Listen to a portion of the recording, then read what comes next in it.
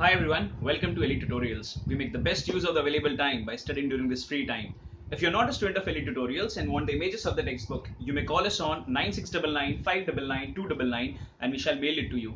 Also, at the end of these video lectures, if you have any doubts, you can mark those doubts and we shall discuss the same in our live doubt solving lectures once the chapter gets completed. Alright, now in this video, we are starting with a new chapter, chapter number 2, physical quantities and measurement. ठीक है, बहुत ही simple chapter है, बहुत interesting है, बहुत कुछ नया और बहुत कुछ अच्छा समझने मिलता है इस चैप्टर से. ठीक है, सो हम स्टार्ट करते हैं जो पहला टर्म इस वीडियो में, that is density. Now before actually moving ahead with density, हमको पता होता है कि जो मैटर है that has mass and that has volume. ठीक है, matter is made up of course particles बोल सकते हैं, मॉलिक्यूल्स बोल सकते हैं. तो जो पार्टिकल्स मॉलिक्यूल्स है उनको जब हम मिलाते हैं, when we constitute all of them together, they do have a certain mass. ठीक है, और वो जगह भी ऑक्यूपाई करते हैं तो उनका कुछ वॉल्यूम भी होता है. So any matter has some mass and has some volume. लेकिन जब हम अलग अलग सब्सटेंस की बात करते हैं तो अलग अलग सब्सटेंस में जरूरी नहीं है कि सबका मास और सबका वॉल्यूम सेम ही हो. ठीक है, अलग अलग सब्सटेंस का अलग मास हो सकता है, अलग वॉल्यूम हो सकता है. लेकिन अब हम कैसे डिस्कस करते हैं इसको. सपोज हमारे पास दो सब्सटेंस है जिनका वॉल्यूम हमने सेम रखा है. ठीक है, we have two substances, two different substances having the same volume. मतलब अगर मैं इतना वुड का पीस लेता हूं और इतना सेम साइज का, सेम वॉल्यूम का आयरन का पीस लेता हूं. ठीक है, so this is wooden piece of certain volume और इतने ही वॉल्यूम का आयरन का पीस भी लिया. ठीक है, दोनों का वजन सेम नहीं होगा.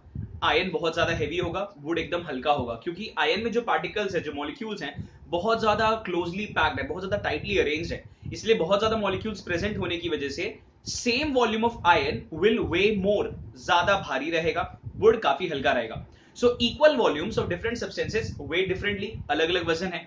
अब हम क्या करते हैं, सपोज दो सब्सटेंस लेते हैं, अलग अलग सब्सटेंस, उनका मास सेम रखते हैं. ठीक है, so we are taking two different substances having same mass. Example, I take 1 kg of cotton and 1 kg of iron.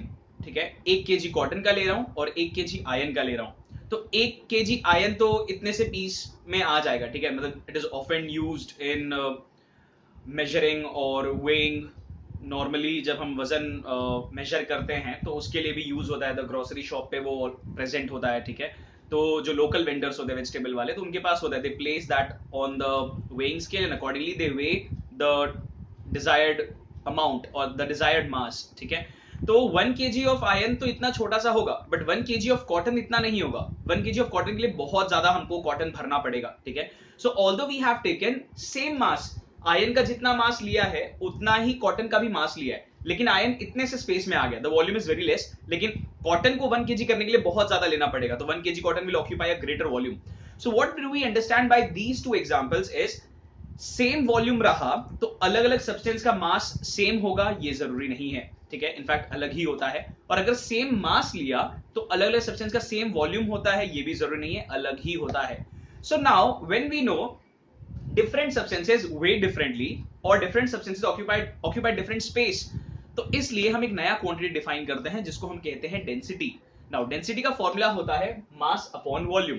ठीक है, सो डेंसिटी को डिफाइन अगर ऐसे करेंगे, density is defined as the ratio of mass to volume. Ratio मतलब division, तो ratio of mass to volume या फिर मास पर यूनिट वॉल्यूम, दोनों तरीके से डिफाइन कर सकते हैं. ठीक है, so density is defined as mass per unit volume, तो मास न्यूमरेटर में, वॉल्यूम डिनोमिनेटर में. तो ये डेंसिटी का फॉर्मूला है. सिंबल वाइज अगर लिखेंगे, डेंसिटी का सिंबल होता है स्मॉल डी, मास का सिंबल है कैपिटल एम, वॉल्यूम का सिंबल है कैपिटल वी. ठीक है, so density is represented by small d, mass by capital M, volume by capital V. So density का फॉर्मूला है D is equal to M by V. D small रहेगा, बाकी M और V capital रहेगा. अभी इसके यूनिट डिस्कस करते हैं. मास का SI यूनिट होता है किलोग्राम. ठीक है, मास का SI यूनिट है किलोग्राम. वॉल्यूम का SI यूनिट होता है मीटर क्यूब. मास का SI यूनिट किलोग्राम, वॉल्यूम का SI unit is metre cube. ये मीटर क्यूब ऊपर जाएगा तो हो जाएगा kg. M, ये m रेज टू 3 था, ऊपर जाएगा तो हो जाएगा m रेज टू -3. ठीक है, तो SI unit is nothing but kg per metre cube. इसको बोलेंगे वैसे ही पर मीटर क्यूब ही बोलते हैं, भले हमने m रेज टू -3 लिखा है, हमने ये रेशो या फ्रैक्शन हटा दिया है, still it is spelled, still it is used in the same manner, kg per metre cube, ये इसका SI यूनिट है. If you talk about CGS unit,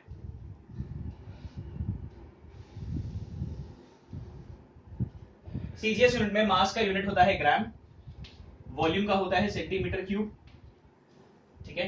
तो ग्राम पर सेंटीमीटर क्यूब को हम जब सेंटीमीटर क्यूब को ऊपर लेकर जाएंगे तो m⁻³ हो जाएगा। तो the CGS unit is gram per centimetre cube. -3 है मतलब वो नीचे से ऊपर आया है, तो नीचे है तो हम उसको पर सेंटीमीटर क्यूब ही बोलते हैं, ठीक है। So SI unit is kg per metre cube, CGS unit is gram per centimetre cube. ये डेंसिटी का सीजीएस और एसआई यूनिट है। अब केजी पर मीटर क्यूब और ग्राम पर सेंटीमीटर क्यूब में क्या रिलेशन है, तो हम वो समझ लेते हैं अभी। 1 kg, या इनफैक्ट ठीक है हम 1 kg से ही स्टार्ट करते हैं। 1 kg पर मीटर क्यूब, ठीक है। तो मैं क्या कर रहा हूं, केजी पर मीटर क्यूब को ग्राम पर सेंटीमीटर क्यूब में कन्वर्ट कर रहा हूं। तो केजी को हमको कन्वर्ट करना है ग्राम में, बिकॉज यूनिट अगर हम कंपेयर करेंगे, यहाँ केजी है तो यहाँ ग्राम है, तो मुझे केजी को ग्राम में कन्वर्ट करना है। यहाँ मीटर क्यूब है, यहाँ सेंटीमीटर क्यूब है, तो मीटर क्यूब को सेंटीमीटर क्यूब में कन्वर्ट करना है। सो 1 kg is how many grams, 1000, ठीक है। तो 1 kg को मैं लिखूंगा 1000 ग्राम, ऑलराइट। तो न्यूमरेटर में मैंने लिख दिया केजी की जगह ग्राम, अपॉन मीटर क्यूब को सेंटीमीटर क्यूब में कन्वर्ट करना है, ठीक है। तो मीटर क्यूब को सेंटीमीटर क्यूब में कन्वर्ट करना है। We know 1 metre is 100 centimetre, ठीक है। 1 मीटर 100 सेंटीमीटर होता है, तो मैं लिखता हूं मीटर को 100 सेंटीमीटर, ठीक है, और क्यूब करना पड़ेगा क्योंकि यहाँ पे सिर्फ मीटर नहीं है। अगर सिर्फ मीटर होता तो we could have simply written 100 centimetre. This is metre cube, तो 100 सेंटीमीटर का भी क्यूब। 1000 को वी कैन राइट 10⁻3, 3 जीरो है ना, तो 10 इंटू 10 इंटू 10, तो 3 बार 10 आ जाएगा, तो 10⁻3 हो गया, ठीक है। सो मैं 1000 को लिखता हूं 10⁻3 ग्राम, और ये 100 into 100 into 100 will give us 10 lakh, ठीक है। 100 इंटू 100 करेंगे तो आएगा 10,000, और 10,000 वापस इंटू 100 करेंगे तो आएगा 10 लाख। 10 लाख मतलब 6 जीरो है, तो 6 जीरो को I can write 10⁻6 centimetre cube, ठीक है। 100 का क्यूब मतलब अभी 2 जीरो है, अगर ये स्क्वायर होता तो 4 जीरो आता, क्यूब है तो 6 जीरो आएगा, 6 जीरो मतलब 10⁻6। अब ये 10⁻6 जब ऊपर जाएगा तो हो जाएगा 10⁻⁻6, तो ये 10⁻3 तो रहेगा ही, ये 10⁻6 ऊपर जाएगा तो हो जाएगा -6। तो आई राइट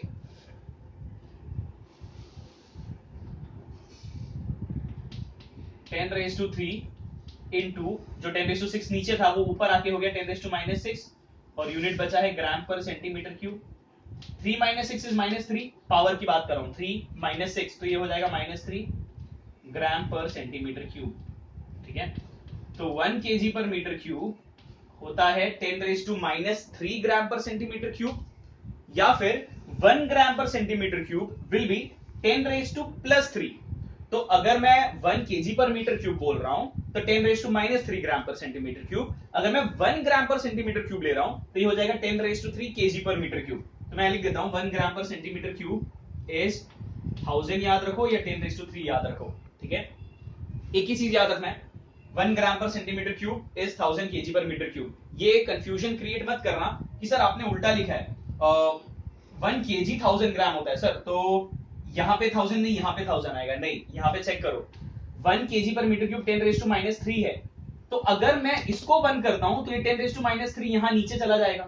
तो अगर if I take this 10⁻³ here, तो 10⁻³ नीचे आ गया, यहाँ बचा 1, और ये 10⁻³ जब ऊपर जाएगा तो हो जाएगा 10⁻+3, ठीक है। तो 10⁻+3 kg per metre cube will be 1 gram per centimetre cube. तो ये याद रखना है, 1 gram per centimetre cube is 10⁻³ kg per metre cube और 1000 kg per metre cube, alright. तो ये रिलेशन याद रखना है। तो डेंसिटी का एसआई यूनिट है KG per metre cube, CGS unit है ग्राम पर सेंटीमीटर क्यूब, और उनमें रिलेशन है 1 gram per centimetre cube is 1000 kg per metre cube, alright. So these are the units of density. Now moving ahead with determination of density of a regular solid. अगर हमारे पास कोई regular solid है और उसका density हमको find out करना है, तो हमको पता है डेंसिटी का फॉर्मूला है मास अपॉन वॉल्यूम। तो दो चीज मुझे चाहिए होगा, मास और वॉल्यूम। रेगुलर सॉलिड मतलब वो सॉलिड जिसका कोई स्पेसिफिक शेप है, कोई वेल डिफाइंड शेप है, मतलब ऐसा सॉलिड जिसका कुछ पर्टिकुलर शेप हम जानते हैं, जैसे क्यूब हो गया, क्यूबॉइड है, सिलेंडर है, स्पीयर है, तो ये सब वेल डिफाइंड शेप है, ठीक है। तो अगर ऐसे सॉलिड का हमको डेंसिटी फाइंड आउट करना है तो हमको क्या पता होना चाहिए, मास और वॉल्यूम। जैसे यहां पर हमको फॉर्मूला पता है। अब मास के लिए हम क्या करेंगे, सपोज मेरे पास एक क्यूब वाला सॉलिड है, ठीक है, I have a solid which is in the shape of a cube. तो वो सॉलिड को मैं एक बीम बैलेंस पे रख दूंगा. Beam balance is the physical balance, ठीक है. तो हम उस पे रख देंगे तो वजन डिस्प्ले होगा जब हम ग्रोसरी स्टोर पे जाते हैं and when we buy whatever, ठीक है, हम 2 किलो शक्कर ले रहे हैं तो 2 किलो शक्कर रखता है ऑन दैट बीम बैलेंस, तो अकॉर्डिंगली वैल्यू डिस्प्ले होता है, ठीक है. तो फिजिकल बैलेंस लो या बीम बैलेंस लो चलेगा.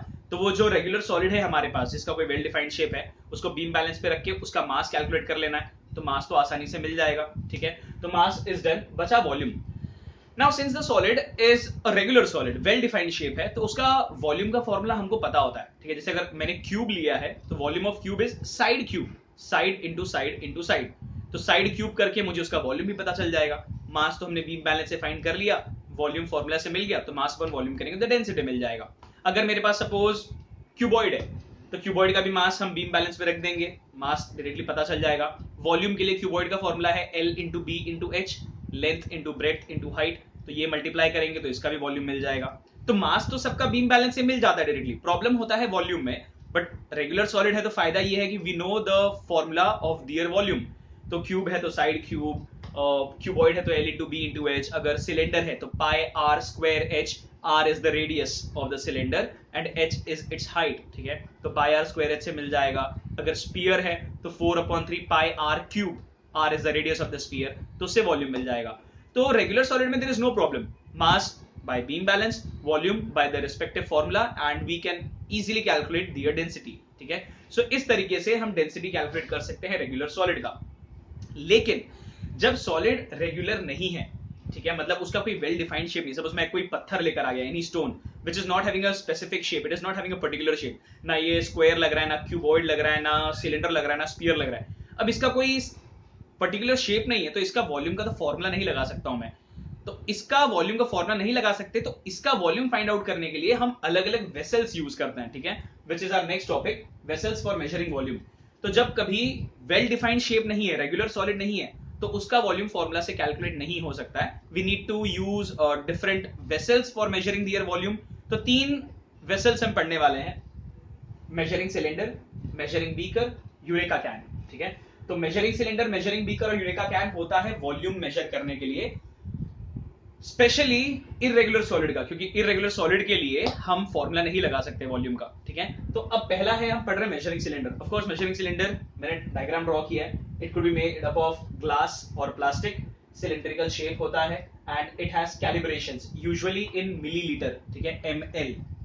तो ये भी याद रखना है कि जो 1 मिलीलीटर होता है वो होता है 1 सेंटीमीटर क्यूब, ठीक है. 1 मिलीलीटर होता है 1 सेंटीमीटर क्यूब. तो जो मेजरिंग सिलेंडर है it is a tall cylindrical column made up of either glass और प्लास्टिक, ठीक है. और उस पे कैलिब्रेशंस होते हैं, कैलिब्रेशंस मतलब मार्किंग्स होते हैं and the calibrations is usually done in millilitre, that is nothing but centimetre cube. तो 10 ml, 20 ml, 30, 40, 50, 60 and so on. तो जहां तक भी तुम लिक्विड को डालो, ठीक है, तो जहां तक भी लिक्विड आ गया तो इस तरीके से हम वॉल्यूम फाइंड आउट कर सकते हैं. इरेगुलर सॉलिड का वॉल्यूम इनसे कैसे फाइंड करना है वो हम आगे पढ़ने वाले हैं. अभी पहले हम सिर्फ इन वेसल्स के बारे में पढ़ रहे हैं और फिर इरेगुलर सॉलिड का वॉल्यूम कैसे मिलेगा इनको यूज करके हम वो बाद में पढ़ेंगे, which is there in activity 1 and activity 2. As of now we are just understanding what these vessels are, ठीक है. तो यहाँ पे मार्किंग्स होगा, you pour the liquid to a certain level. तो सपोज मैंने लिक्विड यहाँ तक पोर कर दिया, ठीक है. तो सपोज 10, 20, 30, 40, 50, 60, 70 ml है, तो 70 ml लिक्विड आ गया. 70 ml मतलब 70 सेंटीमीटर क्यूब. सो 70 सेंटीमीटर क्यूब लिक्विड उस मेजरिंग सिलेंडर में हमने रखा है. सो मेजरिंग सिलेंडर यूज होता है वॉल्यूम फाइंड आउट करने के लिए. Similarly we have a measuring beaker. Measuring beaker it could be made up of plastic, it could be made up of any metal, ठीक है.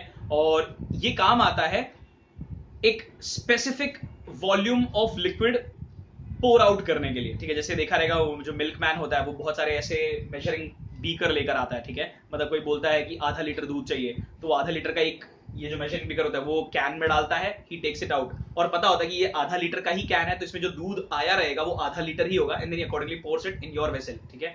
सो मेजरिंग बीकर का काम ये होता है कि इसमें मार्किंग्स नहीं होता है, उसका वॉल्यूम ही उतना स्पेसिफाइड होता है. तो जैसे यहाँ पर 100 ml का मैंने मेजरिंग बीकर लिया, तो अगर मैं इसमें पूरा पानी भर दूं तो 100 ml पानी आया ही होगा, ठीक है, when it is completely filled. Of course अगर मिल्क भर दूं तो 100 ml मिल्क आया होगा, अगर ऑयल भर दूं तो 100 ml ऑयल आया होगा.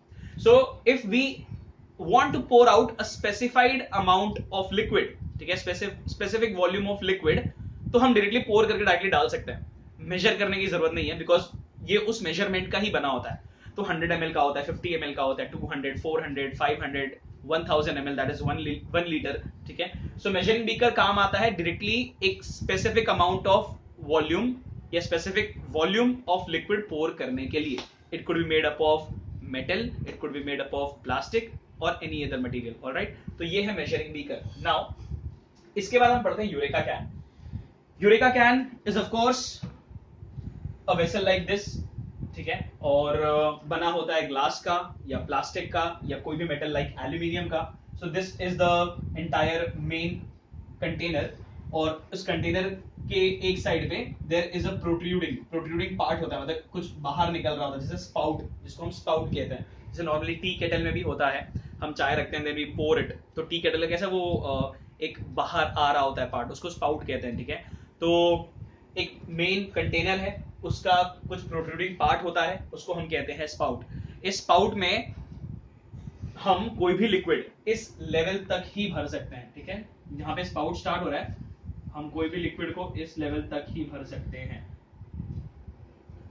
इससे ज्यादा हम भर ही नहीं पाएंगे। अगर हम इसमें और लिक्विड पोर भी करते हैं तो जितना भी लिक्विड बढ़ते भी जाएगा वो ओवरफ्लो होके गिर जाएगा। ठीक है, सो यहां तक ही लिक्विड भर सकते हैं। और ये कैसे यूज होता है किसी भी सॉलिड का वॉल्यूम फाइंड आउट करने के लिए, वो हम अभी थोड़ी देर में डिस्कस करेंगे। ठीक है, तो इसमें ये याद रखना है कि हम यूरेका कैन में, दिस इज यूरेका कैन, इसमें हम लिक्विड इस स्पाउट के लोअर लेवल या स्पाउट जहां स्टार्ट हो रहा है वहीं तक भर सकते हैं। तुम इसमें हाँ, इससे कम डेफिनेटली भर सकते हैं, बट कम नहीं भरना। अगर हमको मेजरमेंट करना है, we need to fill it till that point where spout starts. ठीक है, इससे ज्यादा लिक्विड भरोगे तो ओवरफ्लो हो ही जाएगा, तो इसमें लिक्विड यहीं तक आ सकता है। और फिर इसको यूज करके हम कैसे वॉल्यूम फाइंड आउट करते हैं वो हम डिस्कस करेंगे। So now we have discussed 3 vessels, measuring cylinder, measuring beaker and eureka can. ठीक है, तो हमने ये वेसल्स देख लिया जिनको यूज करके हम वॉल्यूम फाइंड आउट कर सकते हैं। इनमें से मेजरिंग सिलेंडर और यूरेका कैन हम पढ़ेंगे in activity 1 and activity 2 respectively. Measuring beaker का हमको नहीं पढ़ना है क्योंकि हम सॉलिड का वॉल्यूम फाइंड आउट करना चाहते हैं। ठीक है, so this is not given in the book. ऐसा नहीं कि ये यूज नहीं कर सकते, कर सकते हैं, बट हमको पढ़ना है ये और ये। This will be done in activity 1, this will be done in activity 2। ठीक है, सो अब हम नेक्स्ट टॉपिक स्टार्ट करते हैं, जो कि है determination of density of an irregular solid. Irregular solid का मतलब है वो सॉलिड जिसका कोई स्पेसिफिक वॉल्यूम का फॉर्मूला नहीं होता है। ठीक है, तो अब अगर हमारे पास इर्रेगुलर सॉलिड है, तो इर्रेगुलर सॉलिड का तो वॉल्यूम हम फॉर्मूला से फाइंड आउट नहीं कर सकते हैं, तो उसका वॉल्यूम फाइंड आउट करने के लिए हम यूज कर सकते हैं मेजरिंग सिलेंडर या यूज कर सकते हैं यूरेका कैन। ठीक है, तो अब जो एक्टिविटी 1 हम डिस्कस कर रहे हैं उसमें हम फाइंड आउट करेंगे density of an irregular solid using measuring cylinder. तो मेजरिंग सिलेंडर को यूज करके कैसे फाइंड आउट करना है, लेट्स अंडरस्टैंड। जो इर्रेगुलर सॉलिड है हमारे पास, उसको बीम बैलेंस पे रख देंगे। बीम बैलेंस पे रखने के बाद उसके मास का वैल्यू मिल जाएगा, तो मास का तो डायरेक्टली मिल जाता है। तो रेगुलर सॉलिड हो या इर्रेगुलर सॉलिड हो, उसका वजन can be easily found out using a beam balance और a physical balance, whatever you can use. ठीक है, तो चलो इर्रेगुलर सॉलिड का वजन तो मुझे मिल गया by placing it on the beam balance. Now the problem arises in calculating its volume.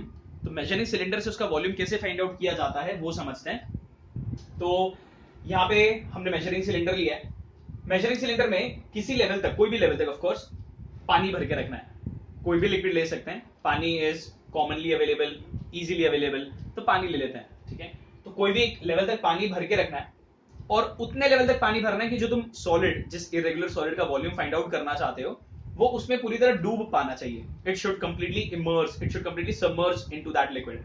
ऐसा नहीं हो कि तुमने लिक्विड खाली यहां तक भरा और ऑब्जेक्ट यहीं तक है, तो ऑब्जेक्ट अंदर पूरी तरह डूब ही नहीं रहा है, वो ऑब्जेक्ट पूरी तरह उस मेजरिंग सिलेंडर में डूबना चाहिए। ठीक है, it should completely submerge itself, तब हमको पता चलेगा इसका वॉल्यूम कितना है। तो मैंने क्या किया है, एक पर्टिकुलर लेवल तक, जैसे हम मान लेते हैं 10, 20, 30, 40, 50, 60, 70, तो 70 ml तक मैंने पानी भर के रखा था।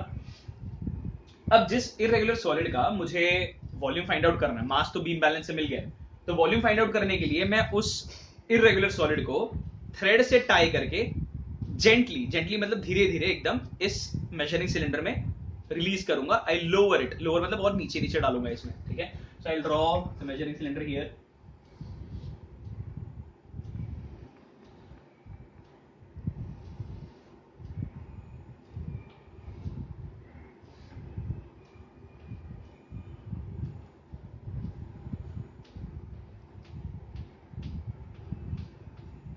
ठीक है। तो मेजरिंग सिलेंडर में पानी था पहले 70 ml तक। अब मुझे इसमें एक स्ट्रिंग या थ्रेड की मदद से वो इरेगुलर सॉलिड को धीरे धीरे इसके अंदर डालना है, ठीक है। सो मतलब सपोज ये वो थ्रेड है और मैं वो ऐसा शेप का जो सॉलिड है, ठीक है, इसको मैंने इसके अंदर डाल दिया। अब जब मैं इस सॉलिड को इस लिक्विड के अंदर, पानी के अंदर डालूंगा, तो वो जो सॉलिड है वो पानी के अंदर जब जाएगा तो पानी को हटाएगा। क्यों हटाएगा? बिकॉज इस सॉलिड को पानी के अंदर अपना जगह बनाना है। जब तक ये सॉलिड एंटर नहीं किया था पानी वैसे ही था, but when this solid enters into water it will displace water. पानी को हटाएगा क्योंकि इसको अपना जगह बनाना है पानी में। तो जब पानी को हटाएगा तो पानी वहां से हट के ऊपर आ जाता है और पानी का लेवल बढ़ने लगता है, ठीक है। तो सपोज पानी का लेवल पहले था 70, तो 10, 20, 30, 40, 50, 60, 70, अब हो गया सपोज 90।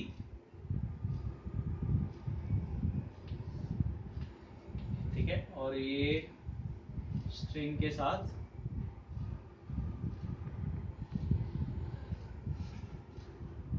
ठीक है। तो वो सॉलिड को जब मैंने डाला तो सॉलिड पानी में अपना जगह बनाएगा, और अपना जगह बनाएगा तो पानी को हटाएगा, और पानी हट गया तो डेफिनेटली पानी का लेवल बढ़ेगा। वो कितने पानी को हटाएगा? सॉलिड उतने पानी को हटाएगा जितना उसको खुद जगह चाहिए, ठीक है। वो जो इरेगुलर सॉलिड है वो उतने ही पानी को हटाएगा जितना वो जगह लेना चाहता है, ठीक है। अब वो जितना जगह लेना चाहेगा कितना रहेगा? उसके वॉल्यूम के बराबर।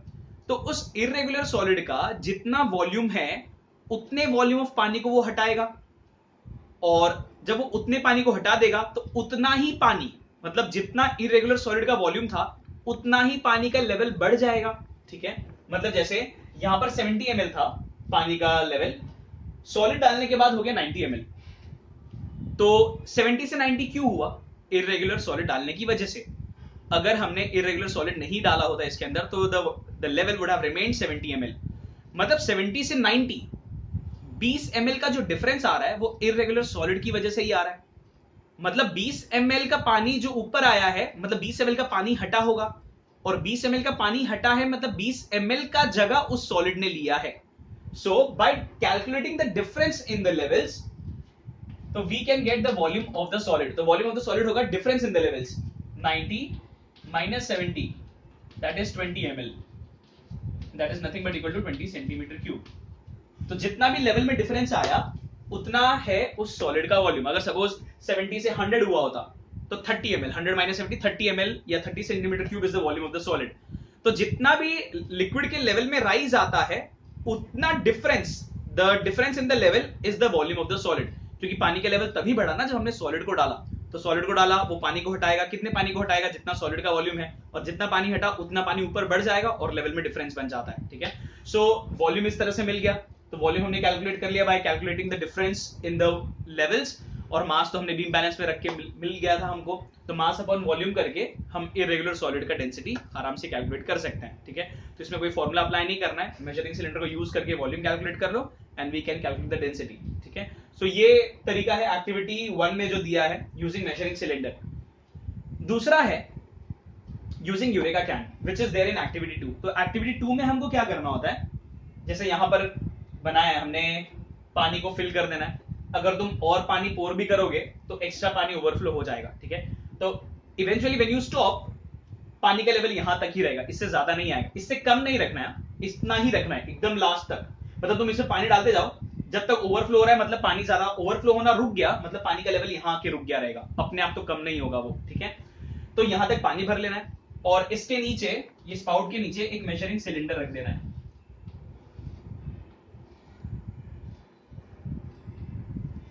ठीक है। एक मेजरिंग सिलेंडर इसके नीचे रख दो। इसके नीचे मेजरिंग सिलेंडर रख दिया, ऑफ कोर्स इसमें भी कैलिब्रेशंस होगा,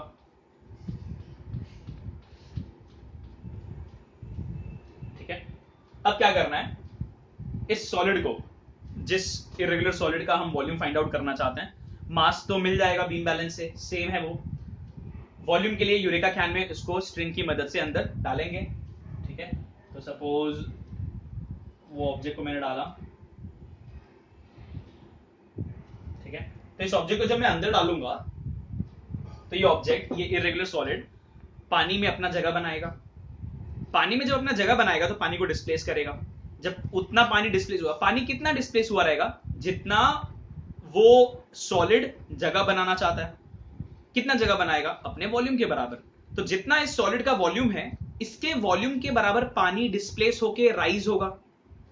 तो जितना इस सॉलिड का वॉल्यूम है, उतना वॉल्यूम ऑफ पानी ऊपर राइज होगा, और राइज होने के बाद इमीडिएटली स्पाउट से होते हुए मेजरिंग सिलेंडर में कलेक्ट होगा।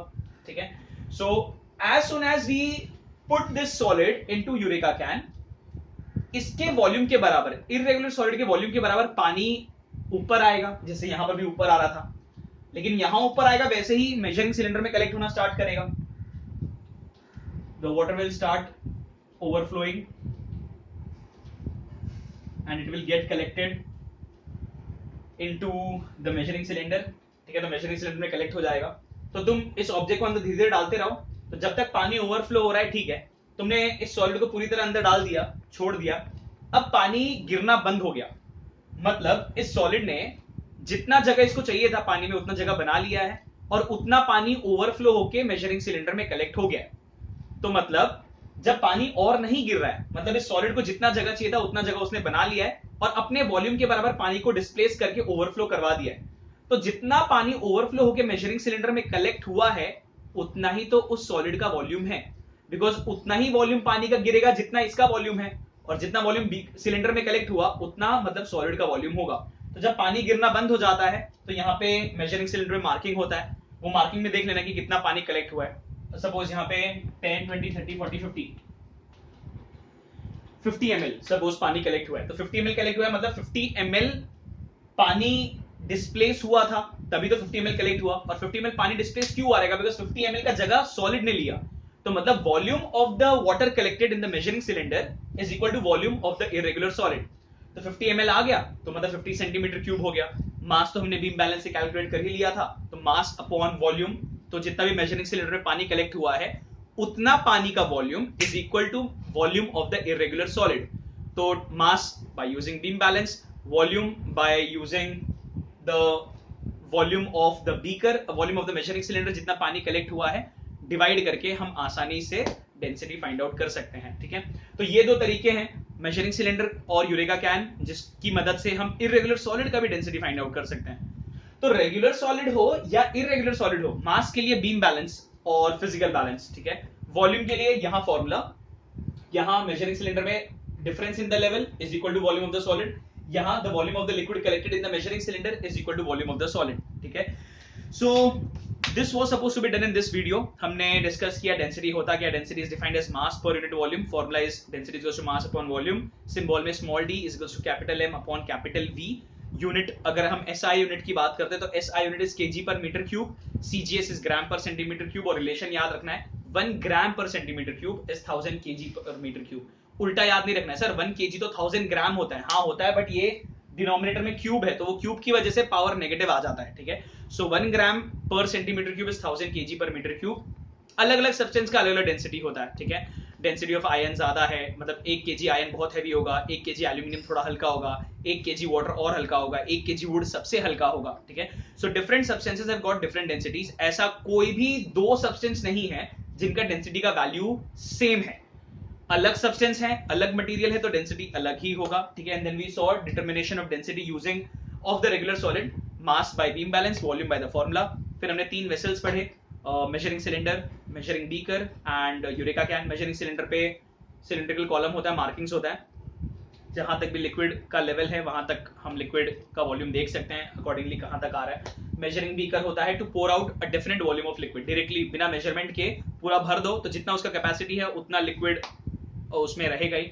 यूरेका कैन में स्पाउट तक हम लिक्विड भर सकते हैं, और जब हम कोई भी सॉलिड डालते हैं तो जितना भी पानी कलेक्ट हुआ या जितना भी लिक्विड कलेक्ट हुआ, उस लिक्विड का volume will be equal to volume of the solid submerge और इमर्ज। ठीक है, तो इस तरीके से हम रेगुलर सॉलिड हो या इरेगुलर सॉलिड हो, दोनों का ही डेंसिटी आसानी से कैलकुलेट कर सकते हैं। Alright, so this was to be done in this video. आगे हम नेक्स्ट वीडियो में देखेंगे एक लिक्विड का डेंसिटी कैसे फाइंड आउट किया जा सकता है, and then new topic density bottle, फिर रिलेटिव डेंसिटी क्या होता है, बहुत सारे टॉपिक्स बाकी, ऑफ कोर्स बहुत ही अच्छा चैप्टर है ये। So if you have not understood anything you may watch the video again.